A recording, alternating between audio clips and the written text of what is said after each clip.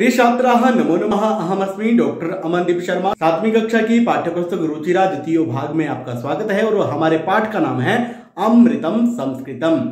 संस्कृत भाषा जो है वो अमृत के समान है और आज की इस वीडियो में हम इसका करेंगे दूसरा अभ्यास, क्योंकि पहला अभ्यास जो है हमने पिछली वीडियो में कर लिया है और जो शेष पाठ हमारा रहता है उसमें आज हम वाचन करेंगे और साथ साथ उसके अर्थ को भी जानेंगे और जानेंगे साथ में शब्दार्थों को। तो आइए करते हैं पाठ को प्रारंभ। अमृतम संस्कृतम, इस पाठ का आज हमारा दूसरा अभ्यास है। पिछले अभ्यास में हमने इस पाठ का पाठन किया था और हमने पाठन कहाँ तक किया था? हमने पाठन किया था यहाँ तक, विमान शास्त्रम इत्यादीनि उल्लेखनीयानि। तो आज इस दूसरी वीडियो को करते हैं हम यहाँ से प्रारंभ। संस्कृते विद्यमानाः सूक्तयः अभ्युदयाय प्रेरयन्ति यथा सत्यमेव जयते वसुधैव कुटुम्बकम् विद्यामृतम् अश्नुते योगः कर्मसु कौशलम् इत्यादयः। सर्वभूतेषु आत्मवत् व्यवहारं कर्तुं संस्कृतभाषा सम्यक् शिक्षयति। केचन कथयन्ति यत् संस्कृतभाषायां केवलं धार्मिकं साहित्यं वर्तते। एषा धारणा समीचीना नास्ति। संस्कृतग्रन्थेषु मानवजीवनाय विविधाः विषयाः समाविष्टाः सन्ति। तो यहाँ तक हम पढ़ लेते हैं, पहले इसके भाव को जान लेते हैं। संस्कृते विद्यमानाः, संस्कृत में विद्यमान सूक्तयः सूक्तियाँ अभ्युदयाय प्रेरयन्ति। अभि और उदय दो शब्दों से मिलकर बना है यह शब्द अभ्युदयाय। तो इसका अर्थ क्या हुआ? अभ्युदय के लिए, आगे बढ़ने के लिए प्रेरयन्ति, प्रेरित करती हैं। यथा सत्यमेव जयते, सत्यम एव जयते, सत्य की ही जीत होती है। और उसके बाद क्या है? वसुधैव कुटुम्बकम, वसुधा एव वसुधैव। वसुधा कहते हैं पृथ्वी को, एव होता है ही। वसुधा ही अर्थात संपूर्ण पृथ्वी ही परिवार के समान है। कुटुम्बकम परिवार है। और उसके बाद अगली पंक्ति है विद्यया अमृतम अश्नुते। विद्यया, विद्या के द्वारा, विद्या शब्द से तृतीय विभक्ति एक वचन में बनता है। विद्यया अमृतम, अमृतम अश्नुते, अमृतत्व की प्राप्ति होती है। और उसके बाद अगली पंक्ति देखिए, योगः, योगः कर्मसु कौशलम इत्यादयः। योगः, योग जो होता है वो उससे क्या है? वो कर्मसु कौशलम। योग कार्यों में, कर्मसु मतलब कार्यों में क्या है? कौशल है, कुशलता है। योगः कर्मसु कौशलम। तो ये जो हमने पढ़ा यहाँ पर क्या क्या पढ़ा हमने? सत्यमेव जयते वसुधैव कुटुम्बकम विद्यामृतम अश्नुते योगः कर्मसु कौशलम। ये चारों की चारों सूक्तियाँ हैं और इन्हें हमें याद रखना चाहिए। और अगली पंक्ति है सर्वभूतेषु आत्मवत्, सभी भूतों में, सभी प्राणियों में, आत्मवत् व्यवहारम, सभी प्राणियों में अपने समान व्यवहारम कर्तुम, व्यवहार करने के लिए संस्कृत भाषा सम्यक शिक्षयति, संस्कृत भाषा सम्यक प्रकार से शिक्षयति, शिक्षा प्रदान करती है। तो यह संस्कृत की क्या हुई? उपयोगिता हुई। आपसे पूछ ले कोई कि संस्कृत भाषा क्यों पढ़ रहे हैं, तो आप बता सकते हैं सर्वभूतेषु आत्मवत् व्यवहारम कर्तुम संस्कृत भाषा सम्यक शिक्षयति। सभी भूतों में आत्मवत् अर्थात अपना भाव, अपना समझने का व्यवहार करने के लिए जो है वह संस्कृत भाषा सम्यक प्रकार से, अच्छे प्रकार से शिक्षा प्रदान करती है।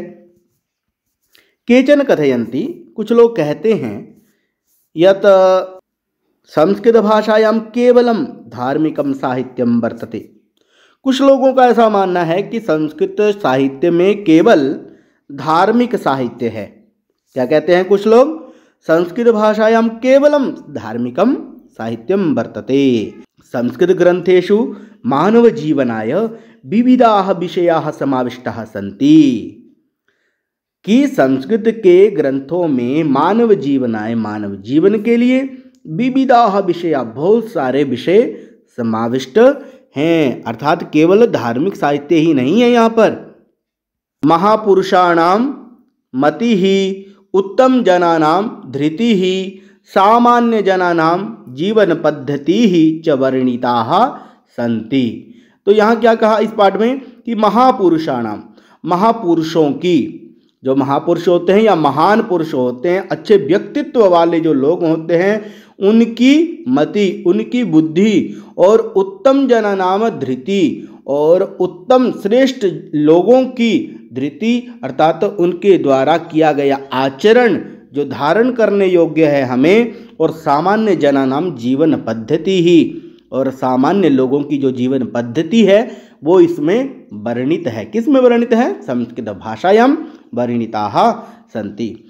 अतः अस्माभिः संस्कृतम अवश्यमेव पठनीयम। अतः इसलिए अस्माभिः हम सभी को संस्कृत अवश्यमेव पठनीयम, अवश्य ही पढ़नी चाहिए।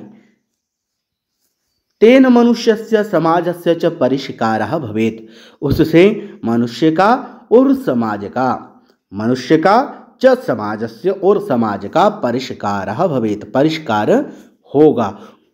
उक्तं च और कहा भी गया है, अमृतं संस्कृतं मित्र सरसं सरलं वचः भाषासु महनीयं यद् ज्ञान विज्ञान पोषकम। अमृतं संस्कृतं मित्र, अमृतं संस्कृतं मित्र, हे मित्र संस्कृत अमृत के समान है। सरसम सरलम वचः, और इसकी जो वाणी है वो कैसी है? बिल्कुल सरस है, मतलब रस से युक्त है, मतलब हुआ कि रस से युक्त है और बिल्कुल सरल है। भाषा सुमहनीयम यत्, और भाषाओं में जो महानता है, ज्ञान विज्ञान पोषकम, कि यह ज्ञान के साथ साथ विज्ञान की भी पोषिका है। तो संस्कृत जो है वो ज्ञान के साथ साथ विज्ञान की भी पोषिका भाषा कहलाती है। उसके बाद हम देखेंगे इस पाठ में आए हुए शब्दार्थों को। तो सबसे पहले क्या लिखा है यहाँ पर?